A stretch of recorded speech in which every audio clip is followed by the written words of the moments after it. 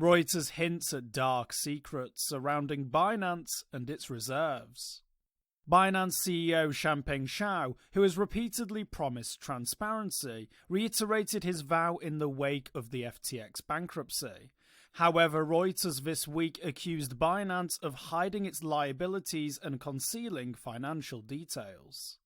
Reuters even questioned whether Binance executives have an interest in market makers that trade against customers of the exchange, as was the case at BitMEX, FTX, and other exchanges sued by the Commodity Futures Trading Commission.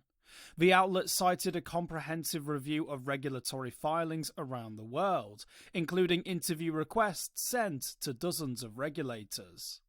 Binance produces little evidence of extraordinary claims. Over the years, Binance and Changpeng Zhao have famously roamed the globe since leaving China in an effort to avoid regulatory oversight. Indeed, Binance still refuses to disclose where its headquarters are located.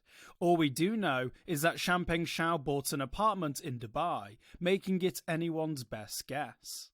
Binance doesn't publicly release information on its finances, profits, or cash reserves, how much margin trading occurs on its platform, or even how much of its Binance Coin token it has on its books. Nevertheless, it claims to have processed over $22 trillion worth of transactions over the past 12 months.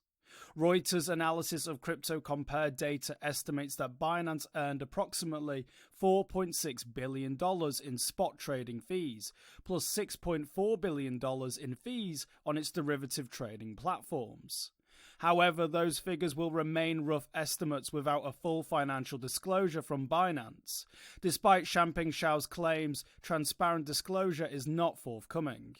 It's important to note that Changpeng Zhao does have a history of thumbing his nose at regulators, and Binance's history is littered with media reports of lax know your customer and anti-money laundering protocols. Reuters previously accused Binance of creating Binance.us to enter the American market without exposing Binance.com to domestic scrutiny. Reuters has also accused the exchange of enabling money laundering and skirting sanctions. If true, Binance's tactic of creating country-specific subsidiary exchanges doesn't always work. US authorities are currently investigating allegations of money laundering and sanctions violations on the Binance platform. Forbes also published a report on leaked Tai Chi documents outlining Binance's plan to skirt regulations. Binance vehemently denied that report. Binance denies Reuters' allegations. Chief Strategy Officer Patrick Hillman denied Reuters' allegations that Binance is being deliberately opaque. Regulators don't require privately owned companies to disclose as much financial information as publicly traded companies. Hillman says that Binance regularly files all the required information as required by regulators. He said, quote, "The amount of corporate and financial information that has to be disclosed to regulators in those markets is immense, often requiring a 6-month-long disclosure process," end quote. Although Hillman compared Binance to other privately owned companies like the candy maker Mars, a Mars spokesperson retorted it's absurd to say that Binance and Mars had comparable reporting and governance requirements. Hillman claims that Binance fully backs user deposits and can liquidate positions if a customer makes a losing bet on its derivative trading platform.